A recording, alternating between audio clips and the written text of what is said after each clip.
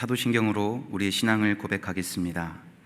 나는 전능하신 아버지 하나님, 천지의 창조주를 믿습니다.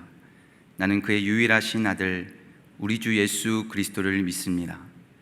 그는 성령으로 잉태되어 동정녀 마리에게서 나시고 본디오 빌라도에게 고난을 받아 십자가에 못 박혀 죽으시고 장사된 지 사흘 만에 죽은 자 가운데서 다시 살아나셨으며 하늘에 오르시어 전능하신 아버지 하나님 우편에 앉아 계시다가 거기로부터 살아있는 자와 죽은 자를 심판하러 오십니다. 나는 성령을 믿으며 거룩한 공교회와 성도의 교제와 죄를 용서받는 것과 몸의 부활과 영생을 믿습니다. 아멘. 찬송가 370장입니다.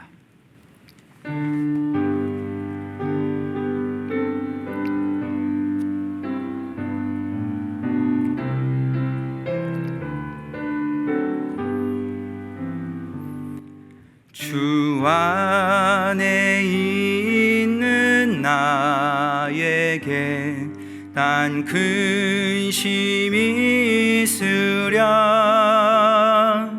십자가 밑에 나아가 내 짐을 풀었네. 주님을 찬송하면서 할렐루야 할렐루야. 내 앞길 멀고 엄해도 나 주님만 따라가리. 그 두려움이 변하여 내 기도 되었고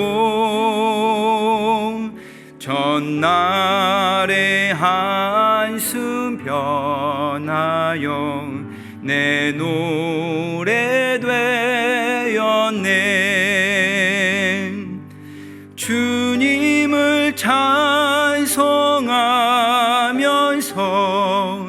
할렐루야 할렐루야. 내 앞길 멀고 엄해도 나 주님만 따라가리. 내 주는 자비하셔서 늘 함께 계시고 내 궁핍 밤을 아시고 늘 채워주시네.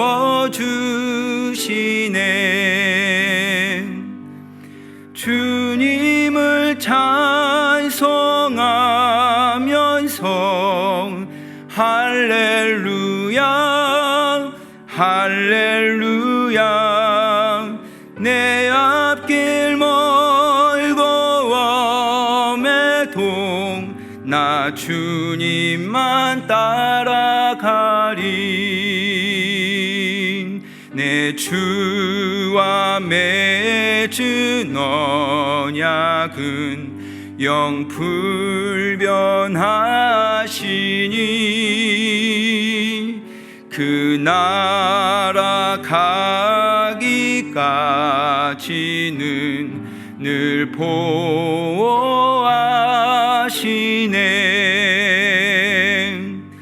주님을 찬송하면서 할렐루야 할렐루야. 내 앞길 멀고 엄해도 나 주님만 따라가리.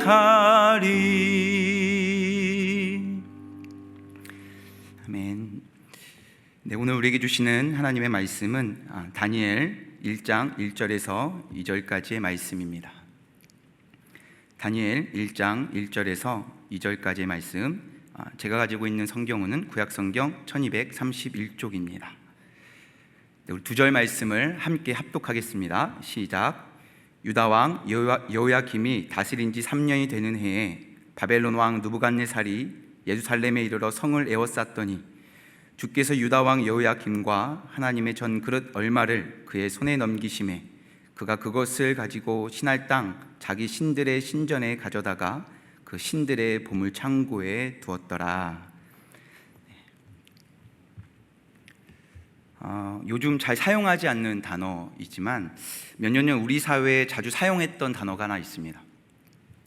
네, 멘붕이라는 단어인데요. 요즘은 현타라고도 아이들 하는 것 같은데, 네, 뭐 멘탈 붕괴됐다, 뭐 이런 이야기인 것 같습니다.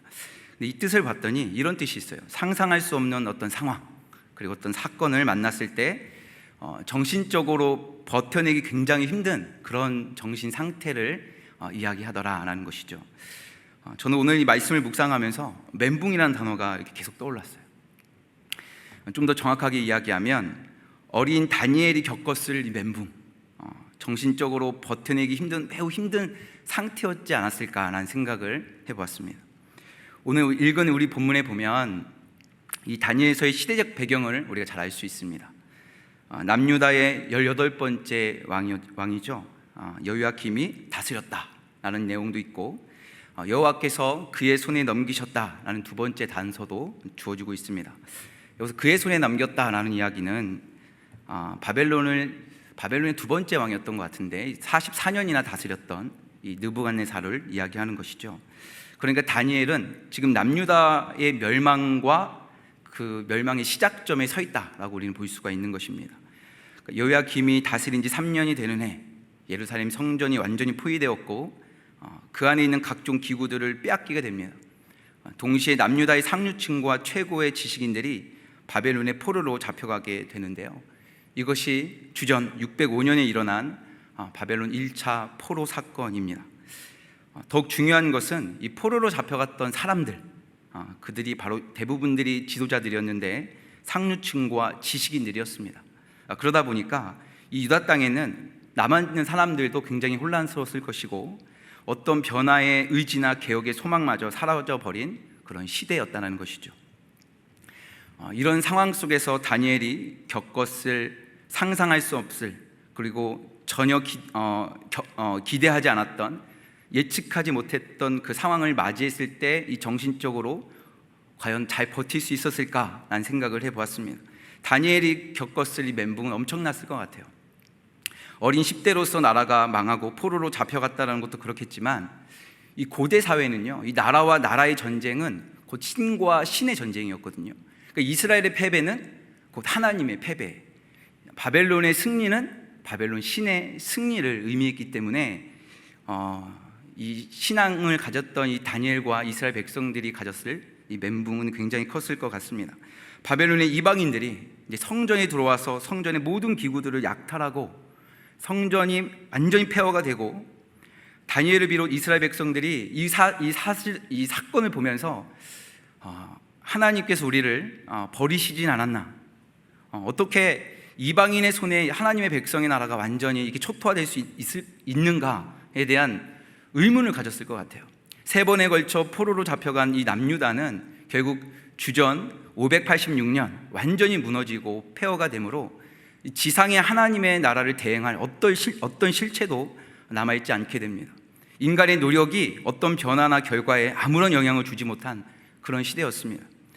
객관적으로 하나님이 살아계심을 입증할 수 있는 그 무엇이 완전히 사라진 시대, 과연 그 시대에 하나님의 사람이라 스스로 자처하는 사람들이 어떻게 우리는 이제 살아야 하는가에 대한 질문을 던지고 있는 것이죠. 저는 다니엘을 묵상할 때마다 항상 초점을 맞춰서 묵상하게 되는데, 성전 중심으로 신앙생활하던 이스라엘 백성들이 이제 바벨론 땅에 가서 새로운 방식으로 어떻게 하나님을 신앙했는가, 70년 동안 어떻게 그들은 성전이 아닌 성전 밖에서 그들의 신앙을 유지했는가에 대해서 자꾸 묵상하게 됩니다. 이것은요, 다니엘이 어떻게 이 시기를 극복했는가라는 질문으로 바꿔볼 수도 있습니다. 이것이 오늘 제가 나누고 싶은 핵심입니다. 분명한 것은요, 다니엘은 묵시를 보면서 이 멘붕의 시대를 견뎠다라는 겁니다. 우리말 묵시로 번역된 헬라어 아포칼립스는 숨겨진 것이 드러나다라는 뜻이 있습니다. 다른 말로는 계시라고도 하는데요, 다니엘 2장 47절 말씀에 이렇게 나와 있습니다.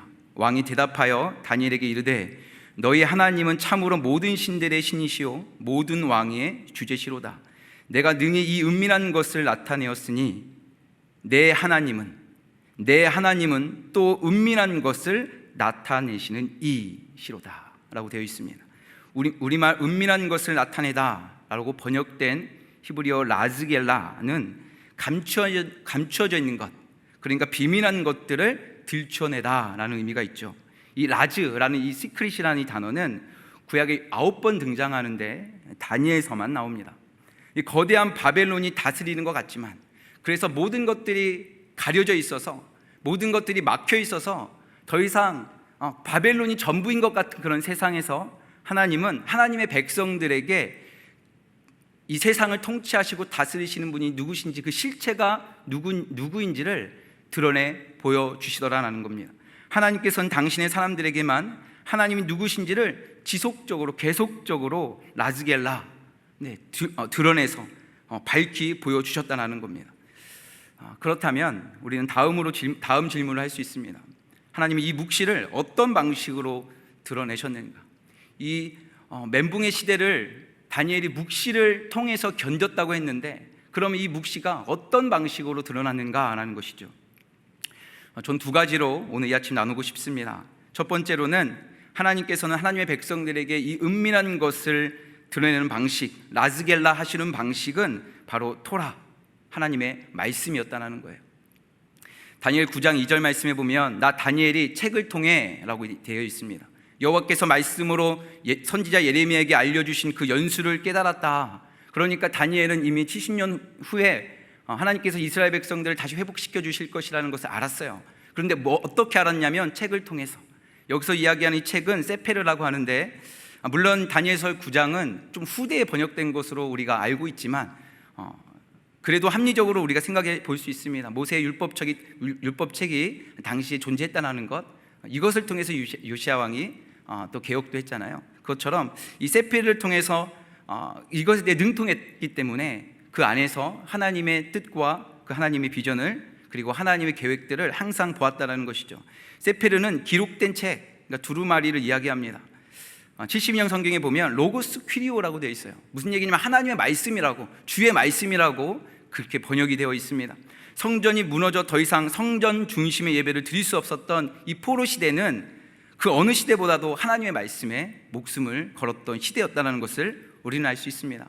상당수의 학자들은 이 포로 시대 때, 그리고 포로 시대 이후에 구약의 많은 책들이 그리고 외경과 위경들이 많이 기록됐다라고 이야기를 하고 있습니다. 대부분의 책들이 그때 기록된 거예요. 오히려 성전 중심으로 뜨겁게 부흥했던 솔로몬 성전의 그 영화로울 때가 아니라 성전 잃어버리고 이제 저 바벨론이라는 새로운 땅에 가서 성전 중심이 아닌 하나님의 말씀을 붙들고 그들의 신앙을 유지했을 때 오히려 그들의 이 말씀의 기록과 그들의 신앙이 더 부흥했더라라는 것을 우리는 예측해 볼 수 있습니다. 1장에서 우리가 잘 알고 있는 것처럼 다니엘과 세 친구가 산의 진미를 거부했다라고 이야기, 그들의 그 생각의 토대, 그리고 금신상에게 전하는 것을 거부하면서 세 친구가 풀무불에 들어가기도 하는데요. 그리 아니하실지라도 라고 고백했던 이 신앙의 토대가 어디서 나왔을까요? 왕의 조서에 직인 지키는 것을 알고도 하루에 3번 기도하기를 금하지 않았던, 그래서 사자굴에 들어가기도 타협하지 않았던 이 다니엘의 신앙의 토대가 어디 있었을까요? 성전 중심에 있지 않았습니다. 하나님의 말씀으로부터 시작되었다는 거예요. 우리가 주목해야 할 것은 이 다니엘의 성경 읽기는요, 단순히 이런 종교적 수준에서의 말씀 읽기가 아니었습니다. 그가 묵상한 말씀은 자신의 모든 영성과 이 모든 지성을 적극적으로 활용해서 하나님의 시대적인 뜻을 발견했다는 거예요. 그러니까 다니엘은 앞서서 이야기했지만 예레미야의 책, 그죠? 세페르, 모세의 책, 이런 것들 모두 다 섭렵했습니다. 그리고 그가 살았던 당대 최고의 학문인 바벨론의 학문들과 관련된 모든 서적들을 완전히 통달했던 사람이에요. 하나님이 이 내 소년에게 학문을 주시고 모든 서적을 깨닫게 하시고 지혜를 주셨으니 다니엘은 또 모든 환상과 꿈을 깨달아 알더라. 여러분, 바벨론의 학문뿐만 아니라 모든 서적, 자신의 모든 지성을 활용해서 그가 깊이 연구하며 공부했던 성경을 들여다보았다는 거예요. 이것을 근거로 시대적으로 우리에게 던져지는 그 질문에 대답하려고 노력했던 사람이 바로 다니엘이었습니다. 사실 성경의 저자들은요, 자신이 처한 현실을 적나라하게 꿰뚫어 보면서 이런 현실 속에서 우리가 어떻게 신앙을 가질 수 있는가에 대한 질문을 던졌던 사람들이었고, 그래서 연구하고 공부하며 기도하며 살아갔던 사람들입니다. 구약을 보시면요, 예언서와 역사서가 따로가 아니라 사실 다 얽혀 있는 것을 보게 돼요. 그러니까 예언하는 자들이 저 산속에 들어가서 그냥 하나님의 계시를 받아서 성경을 기록한 것이 아니고요, 그들이 사는 현실의 문제 앞에서 국방의 문제, 외교의 문제, 경제를 비롯한 사회 문화의 다양한 이런 이슈들, 그 속에서 하나님의 뜻이 무엇인지를 분별해내고 전했던 사람들이었다는 겁니다. 당대 최고의 학문적 지식과 통찰력을 가졌던 사람이 바로 예언자들이에요. 다니엘서는요, 그래서 절대 절망의 시기를 살고 있는, 그래서 더 이상 견디기 힘든 멘붕의 시대를 살고 있는 사람들에게 하나님께서 오늘 너희가 무엇 하기를 원하시는지를 말씀을 전해주는 것, 그것이 바로 다니엘서의 중요한 메시지입니다. 그 다니엘서를요, 묵시문학이라고 이야기도 합니다. 숭실대 김혜건 교수는 이 묵시문학에 대해서 이렇게 정의합니다. 한번 잘 들어보세요. 압도적인 악의 세력에서 박해를 받고 있거나 타락한 주류 세력에서 밀려난 소수파 성도들에게 하나님께서 그들에게 그 상황을 이겨나가고 버텨나갈 수 있는, 당사자들만이 알아볼 수 있는 은밀한 환상과 묵시를 기록한 것이라고 이야기를 합니다. 그래서 다니엘서는 그런 측면에서 보면 묵시문학이 맞습니다.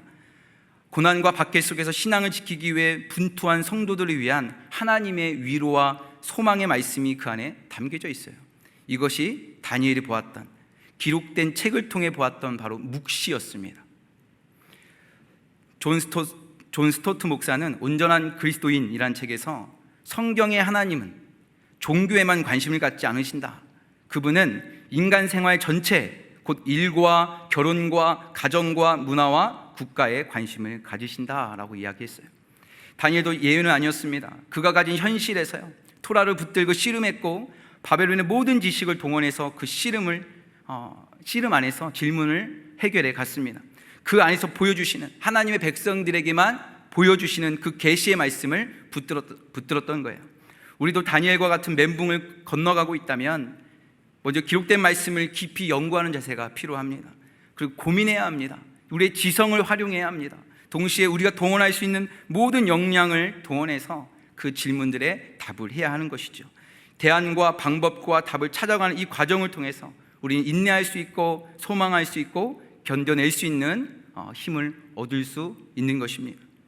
두 번째로 하나님께서 은밀한 것을 드러내는 방식은 바로 기도였습니다. 다니엘은 시간을 정해놓고 기도했어요. 하루에 3번씩 시간을 정해서 하나님 앞에 기도했다라고 되어 있습니다. 다니엘이 이 조서에 왕의 도장이 찍힌 것을 알고도 자기 집에 돌아가서는 윗방에 올라가 예루살렘으로 향한 창문을 열고 전에 하던 대로 하루에 3번씩 무릎을 꿇고 기도하며 그의 하나님께 감사하였더라. 멘붕을 경험하는 다니엘, 바벨론 포로로 잡혀온 현실을 바라보면서 유대 민족은 더 이상 스스로 어떠한 소망도 품을 수 없고 희망도 가질 수 없었던 시대였습니다.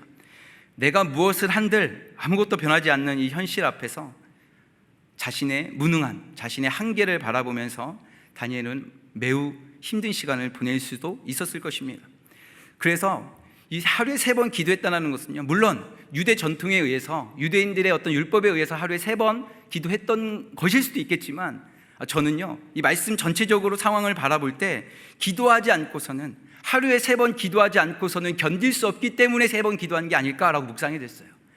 기도하지 않고서는 도저히 이 상황을, 이 현실을 이겨나갈 수 없기 때문에, 극복할 수 없기 때문에 내가 기도의 자리에 가지 않고서는 견딜 수 없는 그 마음, 그것이 아니었을까? 저는 그렇게 묵상이 됐습니다. 왕의 조서에 도장이 찍힌 것을 알고도 전에 하던 대로, 여러분, 전에 하던 대로라는 단어에는 시간적인 의미도 있고요, 상황적인 의미도 있습니다. 시간적으로도 전에 해왔기 때문에 계속 했다는 거예요. 어렸을 적부터 그렇게 해왔기 때문에 시간적으로 지금도 계속 하더라. 그러니까 다니엘에게 기도는요, 특별한 것이 아니에요. 힘들고 어려웠을 때 특별하게 뭐 하기 위함이 아니라 그냥 라이프 스타일이에요.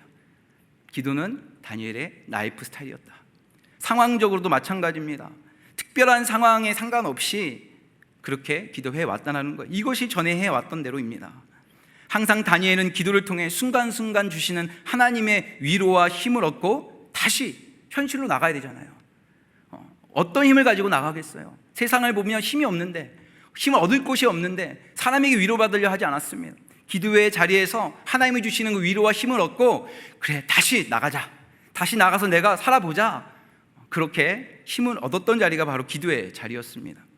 물론 그 때문에 왕의 명령을 어기게 되는 상황도 만나게 됩니다. 그래서 사자굴로 던져지게 되기도 하죠. 그러나 다니엘은 선을 행하다가 겪게 되는 이 불이익을 그냥 감수했어요.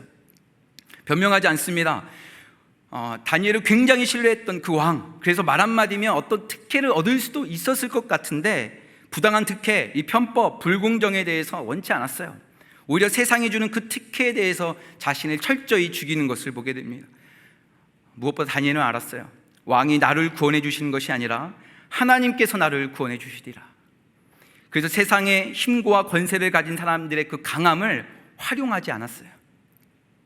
다니엘 6장 23절 말씀입니다. 그의 몸이 조금도 상하지 아니하였으니 이는 그가 자기의 하나님을 믿음이었더라.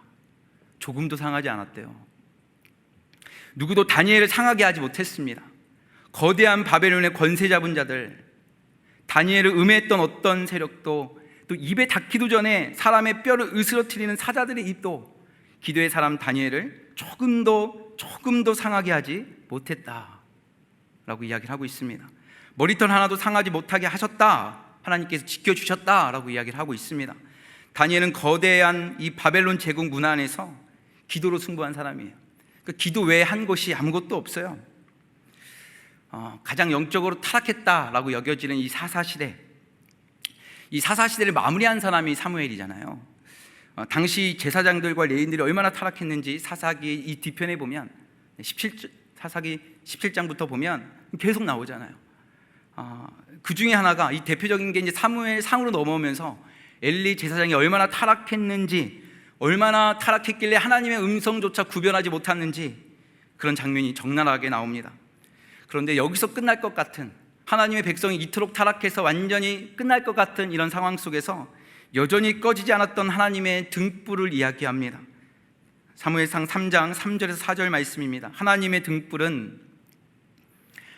등불은 아직 꺼지지 아니하였으며 사무엘은 하나님의 궤에 있는 여호와의 전 안에 누웠더니 여호와께서 사무엘을 부르시는지라 그가 대답하되 내가 여기 있나이다 라고 이야기를 합니다. 여러분, 사무엘은 들었는데요, 대제사장 엘리는 못 들어요.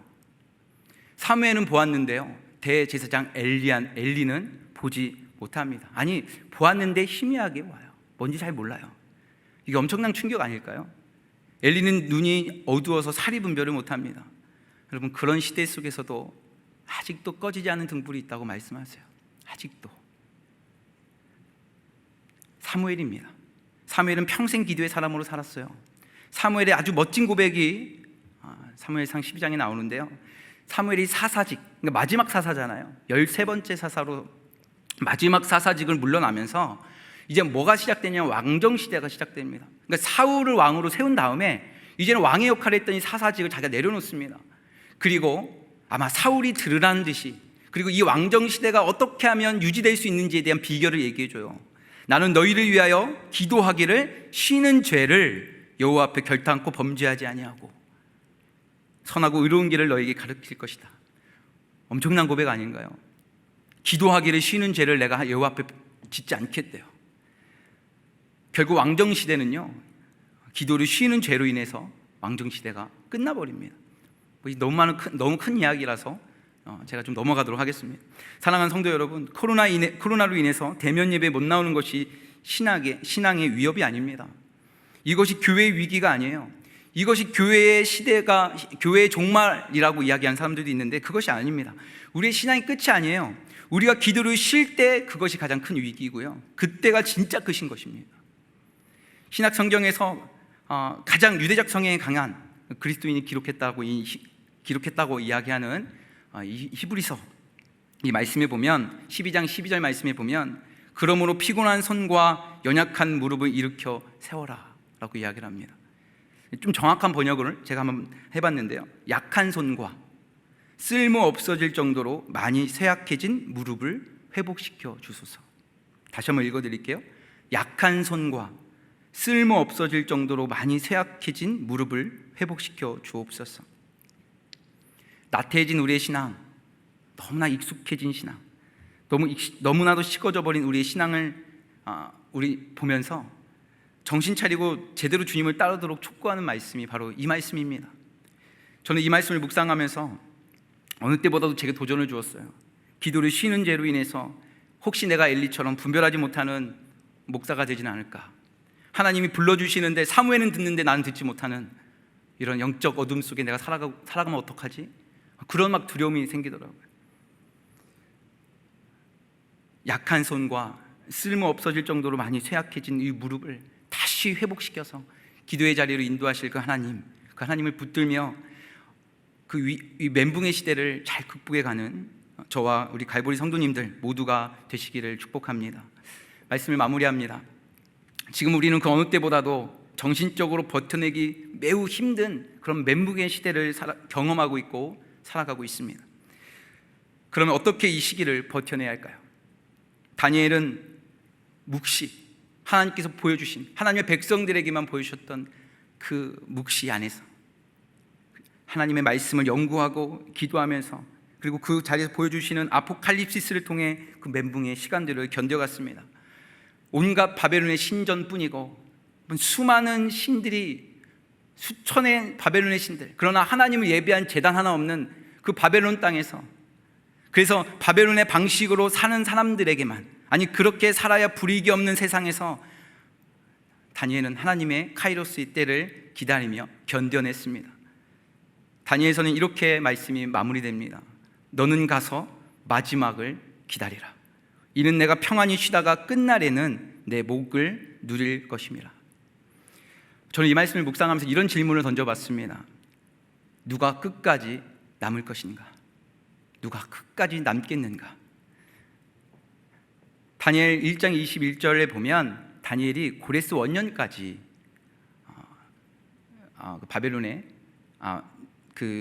고레스 원년까지 그의 자리를 지켰다라고 이야기를 하고 있습니다. 고레스는 바빌로니아를 멸망시켰던 이 페르시아의 초대 왕이잖아요.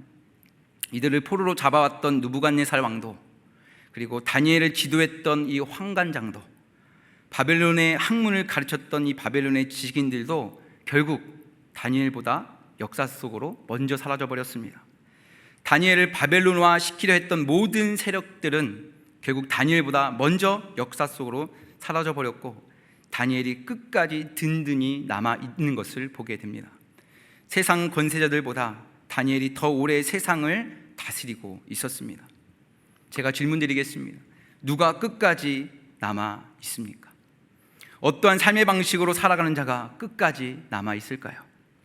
현실의 벽에 매몰되지 마시고 기록된 말씀을 연구하고 기도의 자리를 지켜감으로 다니엘처럼 신앙의 면류관을 차지하는 저와 여러분 되시기를 간절히 축복합니다. 함께 기도하겠습니다. 우리의 인식 넘어 계셔서 온 세상을 통치하시고 다스리시는 하나님, 오늘 다니엘 말씀을 통해 우리가 처한 멘붕의 시대를 어떤 방식으로 견뎌가야 할지를 함께 나누었습니다. 다니엘이 예레미야의 책에서 배운 것을 깊이 연구하고 하루에 3번씩 기도의 자리를 지키면서 하나님의 백성들에게만 보여주신 그 아포칼립시스를 통해 멘붕의 시간을 견뎌갔던 것처럼, 그래서 70년 후 하나님의 카이로스의 때를 경험했던 것처럼 갈보리교회 모든 목회자들과 온 성도들이 마지막을 기다림으로 끝날에는 내 몫을 누리는 축복을 누리게 하여 주옵소서. 예수 그리스도의 이름으로 기도드립니다. 아멘. 하늘에 계신 우리 아버지, 아버지의 이름을 거룩하게 하시며 아버지의 나라가 오게 하시며 아버지의 뜻이 하늘에서와 같이 땅에서도 이루어지게 하소서. 오늘 우리에게 이러할 양식을 주시고 우리가 우리에게 잘못한 사람을 용서하여 준 것 같이 우리 죄를 용서하여 주시고 우리를 시험에 빠지지 않게 하여 주시고 악에서 구하소서. 나라와 권능과 영광이 영원히 아버지의 것입니다. 아멘.